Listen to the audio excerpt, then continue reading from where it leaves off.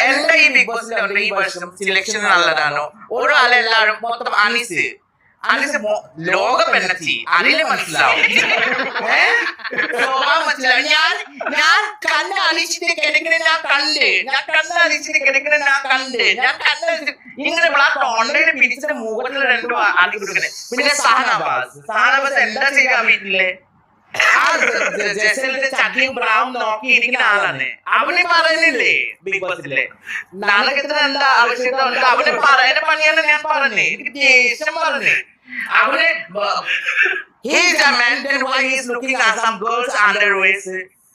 അവന് ആ ചട്ടി ബ്രാ നോക്കാൻ വേണ്ടിയാണ് ബിഗ് ബോസിൽ പോയിട്ടുണ്ടോ അവന് പോയിട്ട് നോമിനേഷൻ കൊടുത്ത് സ്വന്തം ഈ നിക്കാട് വെച്ചിട്ട് സ്വന്തം സാധനങ്ങൾ പുറത്തേക്ക് ആക്കിയിട്ട്